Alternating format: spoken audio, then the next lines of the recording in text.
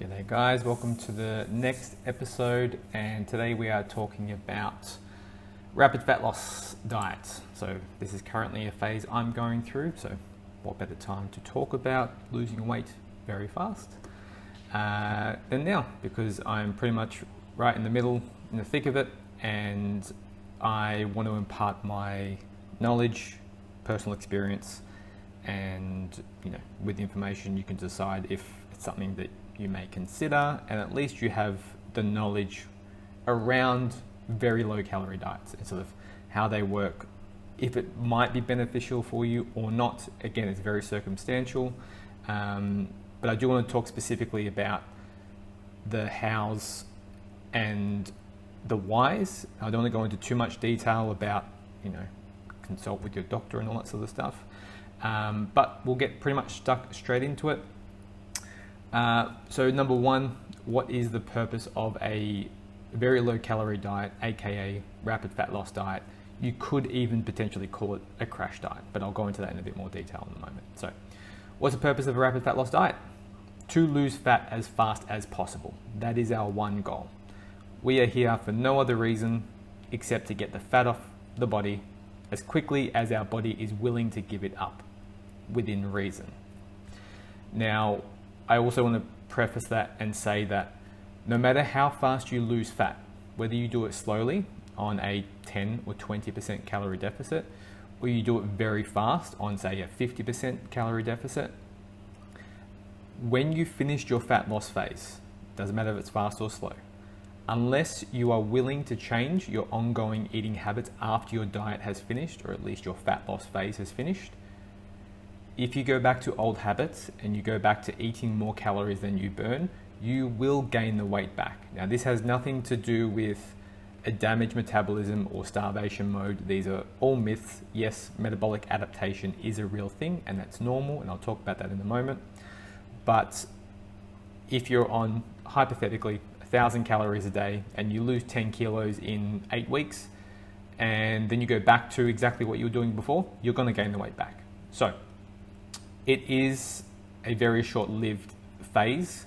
Usually a rapid fat loss phase will only last between 4, on the high end, maybe 8 weeks. That's really, really pushing it. And again, it depends on how much body fat you're carrying. The larger you are, the longer you can go with this type of style of diet. But usually 4 to 6 weeks is really as long as you should be in a really, really low calorie phase. And that's purely just get the fat off as quickly as possible, then return to your normal maintenance calories. And emphasis on returning to your normal maintenance. All right. The goal isn't to stay on very low calories forever.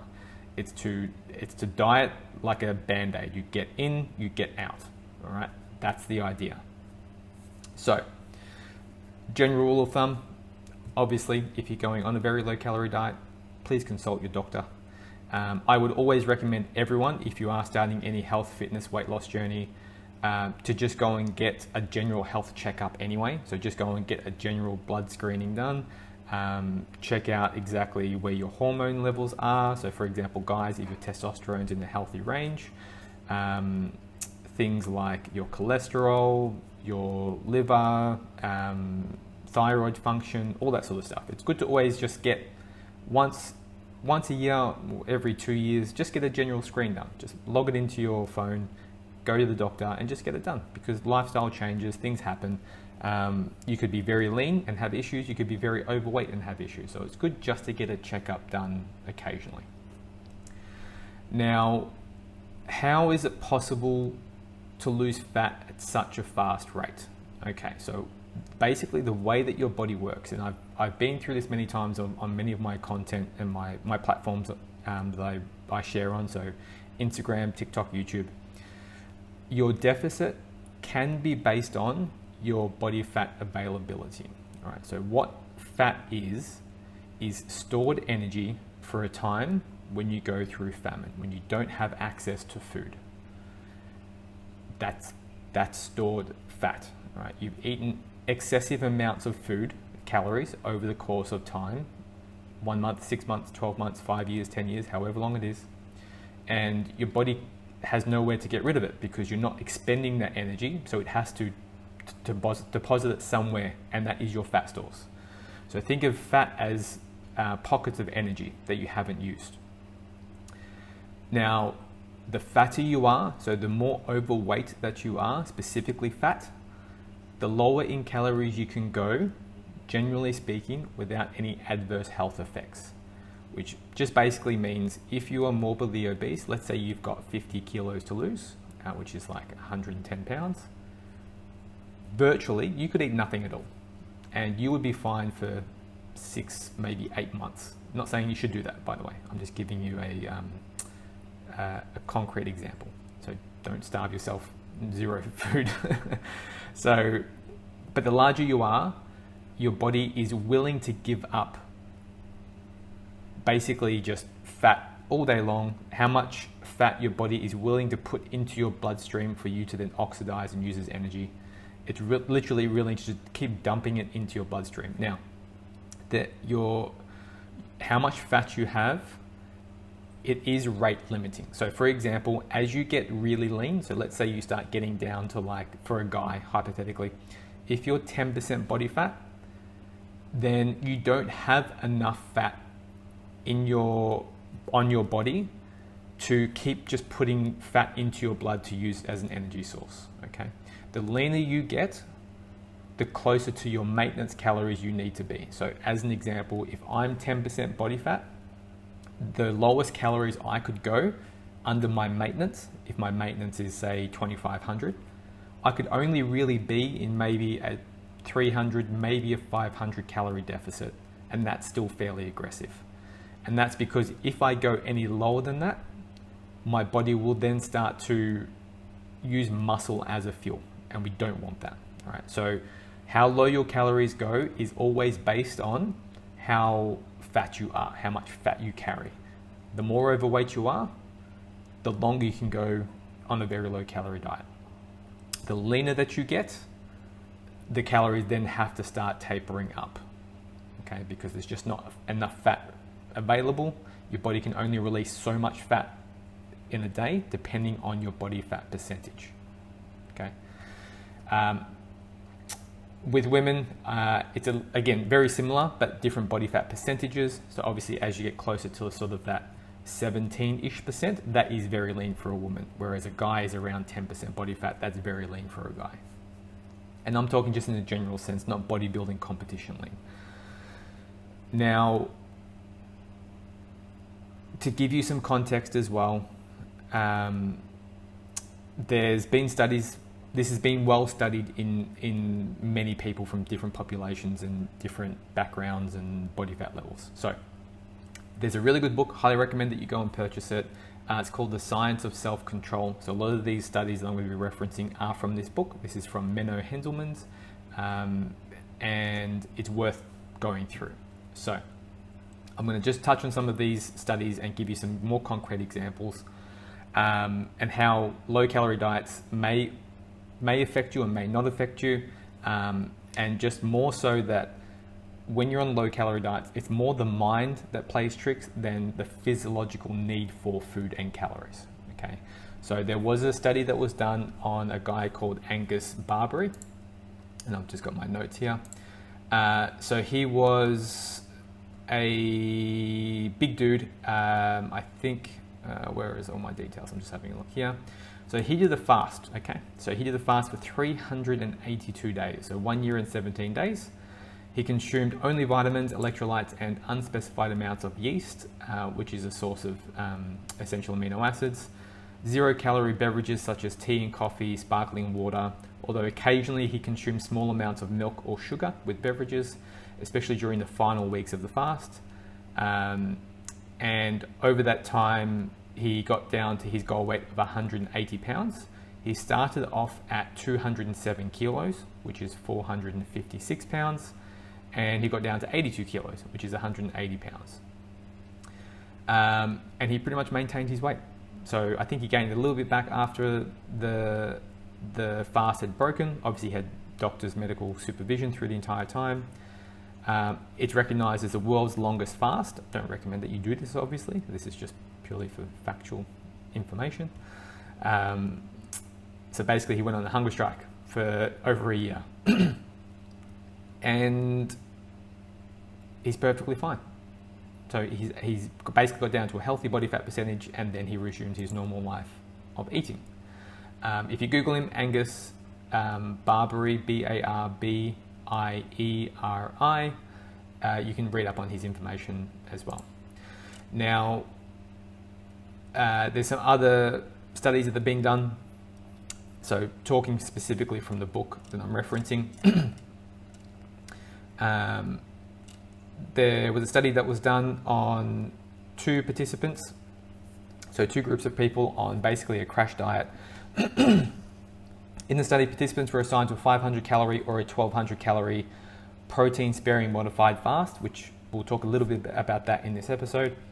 Dieters didn't feel any different on the diets. There was no significant difference between conditions in subjects' ratings of their preoccupation with eating in their ratings of acceptability or disruptiveness of their diets. So 500 calorie diet did in fact result in hypothyroidism. Again, I don't know how overweight or underweight the people were. So going very low in calories, if you're not getting other micronutrition, can be a problem. We'll talk about that later. But basically the people couldn't tell whether they were really on the 500 calorie diet or a 1200 calorie diet. We had another study, which was one of the most carefully controlled studies on the mental effects of dieting, and it was a metabolic ward study. So metabolic ward studies are quite good in the fact that they're very controlled. So if you see a study and it's kind of like we just test people out in the world, people reporting their food is quite poor. When they're in a metabolic study, basically they're in a locked room and they're given specific amounts of food and energy. Subjects were kept in the lab and they were continuously monitored while all the food that they eat was prepared for them. In the study, non-obese individuals in a massive 40% energy deficit experienced an initial dip in their mood during the transition from maintenance, but in the subsequent weeks, there was no longer any mood effects, sleep quality, or mental performance compared to when eating a maintenance diet. The participants were exercising 3 to 4 days a week. In fact, 10% of the deficit was achieved by increasing the amount of exercise they did, and the subjects could notice a difference in how they felt when suddenly going to a manager. They could notice the difference when going into the deficit, so going from your maintenance or overeating calories into the deficit, you definitely feel the difference. But once you're in that deficit for a week or 2 weeks, then it becomes the new normal and you don't realize that you're eating low calories. And this is something that I experience as well, and I find a lot of clients who eat relatively low calories at the start of a diet, and this is how I recommend most people do it. After a short amount of time, it really doesn't take long, a couple of days, you start to lose hunger and you don't get as hungry as you were before, and your body starts to adjust to low calories. And I don't mean adjust in terms of your metabolism slows down, just purely in the fact that you start getting used to eating lower calories. And actually eating a large calorie meal can actually make you feel very sick, nauseated, makes you feel a bit really like lethargic and sleepy, etc. We have some other studies as well in terms of like Ramadan fasting. Does not impair brain functioning. So a lot of the negative effects that people think about low calorie diets is usually mental. Okay. There was also another study, I'll see if I can try and find it here, where they actually took 2 groups of people and they were given a form of gel. So basically it was like a food, it was a gel. From memory, I think one group was eating maintenance calories. It was about 2,400 calories a day. And then the other group was given 300 calories per day on this gel. So basically it's flavored sugar gel for 2 days. So there was no difference in the group's perception of cognitive, brain function, cognitive perception in terms of general mood. So basically everything, if you compare the 2 groups together, there was virtually no difference in overall mood, energy, sleep, mental performance, despite having one group eating 200 to 300 calories per day and the other group eating maintenance calories on this created gel. So the people didn't know which group they were in. And then when they asked them at the end of the study, which group do you think you were in, they couldn't tell the difference. And this is from basically practical starvation for 2 days. 2 days of complete, just very, very low calories. So 300 calories is probably the amount of a Snickers bar, for example. So they're just to give you some confidence in the fact that when you go on very low calorie diets, it's not really the fact that the low calorie diet itself is mentally affecting you. It's because you know you're on a low calorie diet. Therefore, you get what's called the nocebo effect. And the nocebo effect is when you talk yourself into feeling bad, or you're feeling deprived, or you're feeling excluded from things. And we also know that a lot of people start to a lot of the comments I get around energy is like, how do you feel in terms of your energy when you're on a low calorie diet? So most people, yes, technically you get your energy from food. So when you eat food, it contains calories, and your body does need calories to function to a certain degree. But in terms of just mental performance and training in the gym and going about your daily life, the amount of calories that you have don't really affect that. And it's quite the opposite. So usually what happens if you have a meal, you get what's called postprandial somnolence, which is basically the carb knockout after a meal. So if you've ever had a massive Christmas lunch or dinner, and then you sit down on the couch and then you slowly start to fall asleep, that's basically like the post-meal knockout. So like you get really tired after a large meal.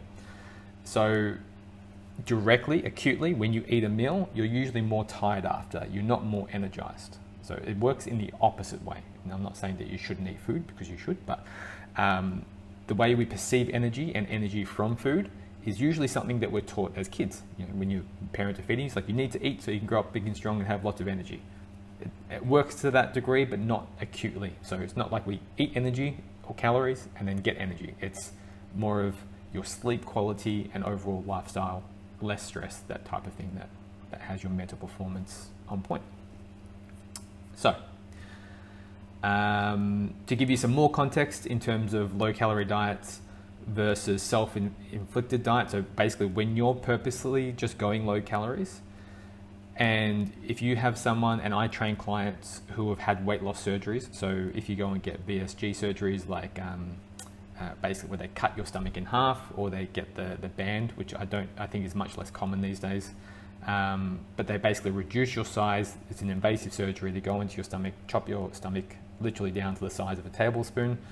The only difference with a self-imposed very low calorie diet and going and get weight loss surgery is the fact that weight loss surgery forces you to only eat very little calories throughout the day. Whereas a self-inflicted, for lack of a better word, weight loss, very low calorie diet is by choice. You just eat low calories. Easier said than done, obviously. Otherwise, if it was easy, everyone would do it. But weight loss surgeries, depending on the person, again, this is not the topic about weight loss surgeries, but the main difference between the two is one self-inflicted and you're just choosing to eat very low calories for a period of time, versus weight loss surgeries where you have no choice. Your stomach is yay big and you can only eat a couple of tablespoons worth of food at a time. And it is very successful for weight loss. All right. If you ever know anyone who's had weight loss surgery, they lose weight weekly. Now, again, long term, unless you change your long-term eating habits, it makes no difference because you will gain the weight back if you just tend to eat more calories than you burn on a daily basis. So it is a long-term lifestyle change, but we can use low calorie phases or very low calorie phases to get in and out of a rapid fat loss diet phase faster. Get the fat off quick and then return to normal daily life. Generally speaking, the more fat that you lose up until a point, so for guys it's around 10% body fat, for women it's around 17-ish% body fat, somewhere around there. The more fat you lose up until you're very lean levels of body fat, every single health biomarker improves. So things like cholesterol, insulin sensitivity, your nutrition partitioning, so the food that you eat and what your body does with that food and where it goes, all gets better with more fat loss. Your resting heart rate decreases, Everything. Your body is a healthier body all the way down to very lean levels of body fat. Now, once you cross a certain threshold, it can take a nosedive, so you can actually get worse in health. And then once you get past a certain high level of body fat, it also gets worse in health. So within my programs, I always preach that there's a healthy waist range. Okay, so you have a lower limit and you have an upper limit. You can be anywhere between those numbers. Usually the cutoff for everyone is going to be 50% of your height. So if you were to measure your waist, and I've done many podcasts on this, so I highly recommend you go back and watch these and listen to them. But 50% of your weight is usually the cutoff for most people in terms of health. If you're below this number, you can pretty much assume you're in a healthy body fat percentage, or at least very near to. And then we have the lower limit as well. And we're generally speaking trying to avoid going below that number. All right, so I've talked enough about trying to convince you in terms of the efficacy of very low calorie diets. Let's talk about sort of things that you can actually start implementing. Now, also just want to mention quickly is if you're going through a very high, crazy stress period in your life, it's probably not for you. You can't expect to be doing crazy amounts of activity and be on very low calories. You can't be expected to be training for a marathon and going on a very low calorie diet, or having a hugely stressful job or period of your life and trying to go very low in calories. All right. This is for people who are in a good position, good mindset, have a decently healthy relationship with food. You're not diagnosed as having binge eating disorders and things like that. You're over the age of 18, of course, obviously. But we have one goal: to get as lean as we can, as fast as we can safely. Keeping pretty much all activities pretty minimal, including steps and doing extra steps per day. We're just going about our normal daily life without doing any extra cardio.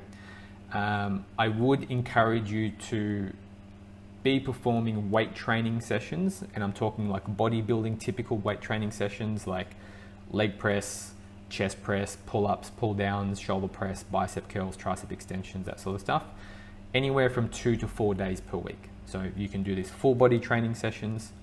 I would argue if you're in the gym 3 days a week or less, full body training sessions. If you're in the gym 4 days or more, you can split up your body parts a little bit more.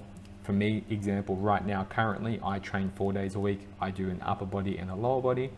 But the main purpose of weight training, not only does it increase strength, bone density, the risk of a very low calorie diet is muscle loss. Okay, now the best way to prevent muscle loss is to use your muscles. It's just the basic analogy of use it or lose it. If you don't use it, you have a very high chance of losing muscle.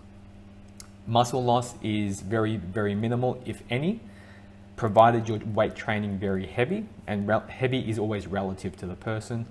What I would usually like to say is you want to pick a weight that you can manage anywhere from about 5 to 12-ish repetitions, and you train to failure, to the point where you can no longer move that weight. Okay? You want to be getting a good solid 8 hours sleep every night. If you're getting anything less than that, you're most likely going to feel the effects of a low calorie diet much more. How much sleep you get is another time for another podcast, but sleep is paramount to your success. If you get more sleep, it just makes your entire life better. All right? And general supplementation. So I would always recommend, and these are probably supplements I'd recommend to most people anyway, but a good quality fish oil. The brand that I use is Jarrow's formula. It's called Balanced Omega-3s. It's been third-party tested. It's very good quality. I'd recommend 3 of those per day. A general multivitamin, especially if you're doing this, if you're severely overweight and you're doing this for much longer, a general multivitamin once a day during the rapid fat loss phase only. Most people should probably be taking vitamin D3, and I'd also recommend 1 teaspoon of creatine per day. Cool. Again, obviously, vitamin D3, you'll need to check with your doctor to see if you're deficient, which is why I do recommend you go and get a blood test done. Now, there's 2 things we want to worry about, or a couple of things we want to keep in check. So your protein needs, all right? Your protein needs are going to fall between 1.6 to 1.8 grams per day of your target body weight. So if I'm 80 kilos and I expect to probably get down eventually long term to my goal weight of 70 kilos, then I would want to take my weight in kilos, so 70, and times that by 1.6 and times it by 1.8. That's a good window of protein that you want to aim for per day. Right? It doesn't bother me when you eat your protein, as long as you hit your total protein target by the end of the day. Now, when it comes to total calories, how do you know if you're allowed to go on a rapid fat loss phase? So going back to my point earlier, to know if you're overweight, basically if your waist circumference, for men, this is at your belly button waist. For women, this is your small waist, so just below your ribs, just above your hips. If you are above, as a male, 50% in circumference in relation to your height, if you're 200 centimeters tall, and your waist circumference is larger than 100 centimeters, you can go on a very low calorie diet. All right. For women, it works out to be about 47-ish% of your height. I have done other podcasts on this, so please go back and watch those. But about 47%, you can pretty much also use 50%.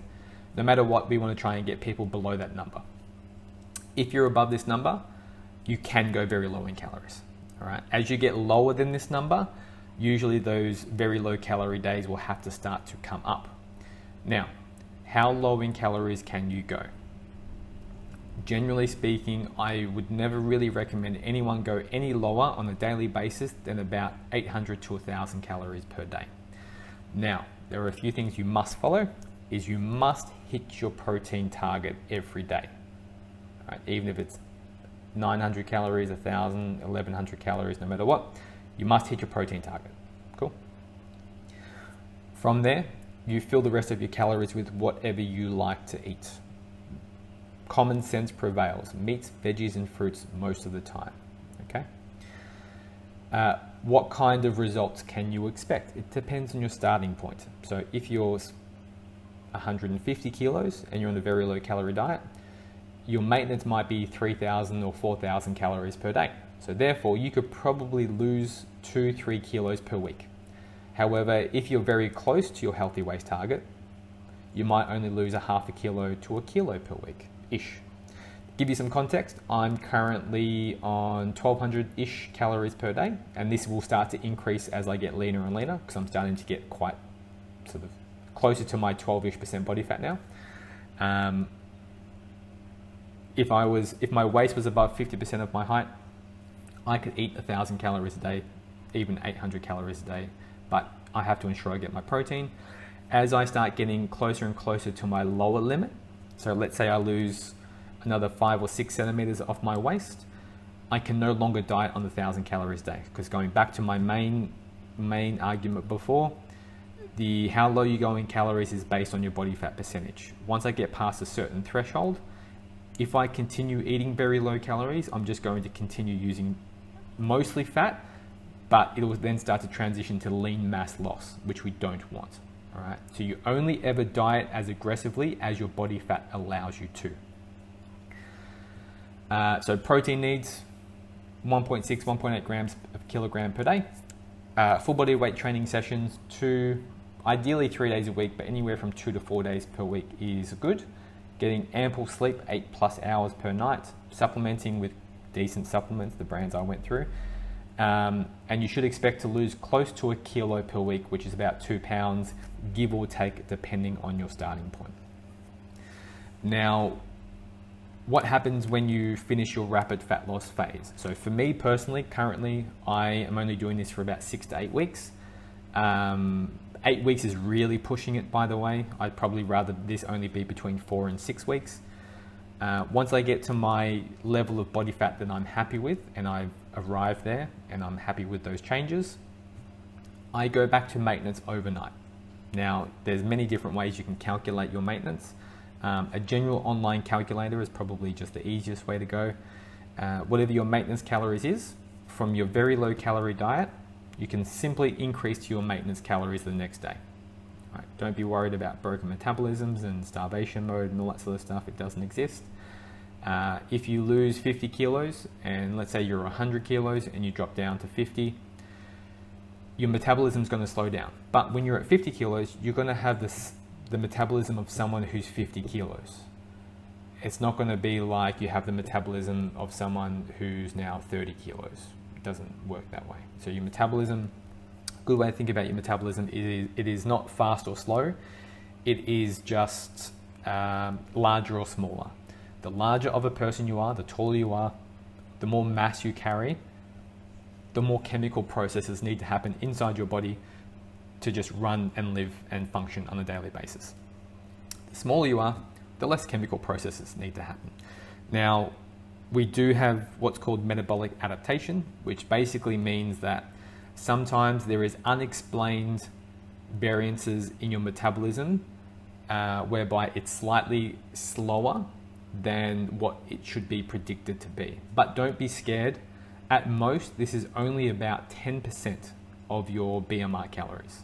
So as an example, let's say your BMI calories is 1500 per day and your metabolism has adapted a little bit more to the slower side.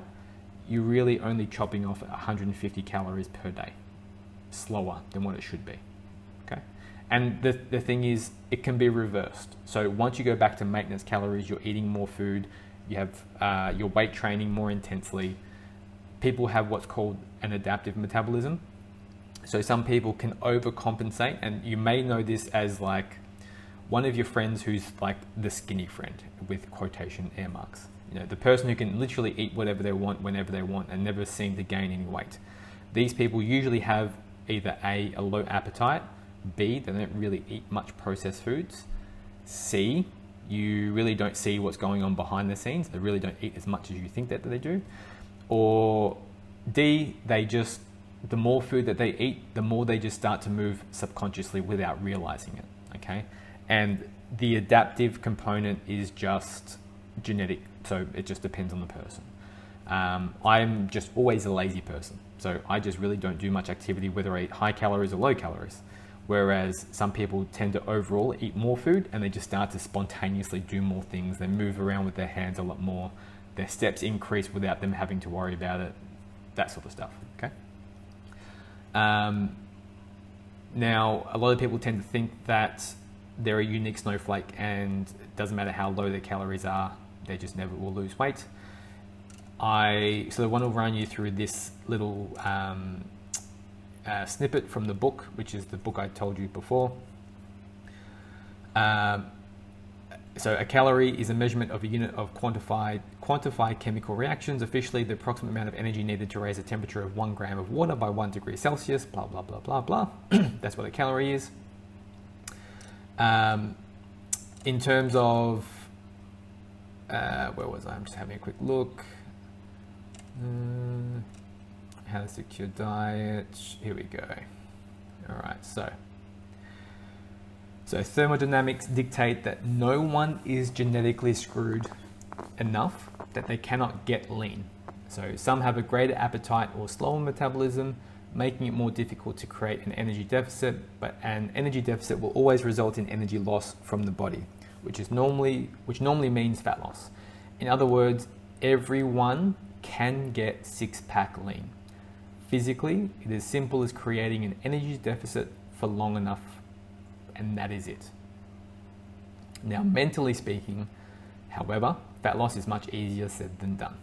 Telling someone to reduce your calorie intake is a lot like telling someone just to quit smoking, or if you're broke, just make more money. It's not the physical execution of the task that's the problem. It's the mental journey that comes before it.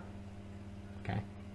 So everyone wants you to understand, no matter what situation you currently are right now, you can get visible abs if you want to. I'm not saying that you have to, but your first goal should be health. All right, get your waist down to 50% of your height. Once you are there, you're classified as lean, healthy, metabolically speaking, in terms of body fat percentage. From there, you can continue to lean down for aesthetic purposes. How much leaner do you want to get? I want to see some abs again. I haven't seen my abs for a long time, 10 years. So I want to see my abs again. So vanity for me, I'm just going to get abs.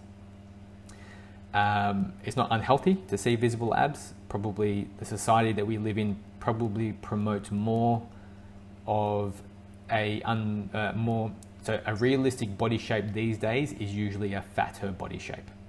Clothes are made that way. Most people are usually overweight. So don't take that as offense. We're just talking factually. Most people are overweight. So basically the idea is that most people should probably be able to see some, I suppose, remnant of ab definition most year round. With women, it's a little bit different, but for guys, at least a 4-pack most of the year round, and you're guaranteed that you're very close to your healthy body fat ranges in the lower ends. And that's pretty much it for the summary. Okay, so obviously if you have questions on this, message me directly. I'm not for saying that everyone has to go on a very low calorie diet. You can lose weight on a moderate diet. As long as you eat less than your total daily energy expenditure, you will lose body fat, okay? This is just to give you an idea of what your body is capable of and the potential that you can push yourself to if you are going through a very strict phase and you want a really good jump start to your nutrition. But again, it does always come back to long-term adherence. And again, it doesn't bother me how fast people lose weight. I have clients who are on a 20% deficit. Some people are on a 40% deficit. We sort of find their sweet spot. Very rarely do I ever take anyone through a very rapid fat loss phase. But I'm here to show you that it can be done. It is a viable option for some people. And you do have to be in the right mind frame to do it, obviously. And there's the right way to do it, and then the wrong way to do it, and then there's the right way to get out of your maintenance calories or getting back to your normal eating patterns thereafter. So if you have any questions on this, please post them on the platform that you're listening to, whether this is YouTube, Spotify. I think this is now being uploaded to Apple. I can't remember. But that is all for today's episode. If you have any questions or future topics you want me to cover, please do post them in below. And I will speak to you guys next time. Take care.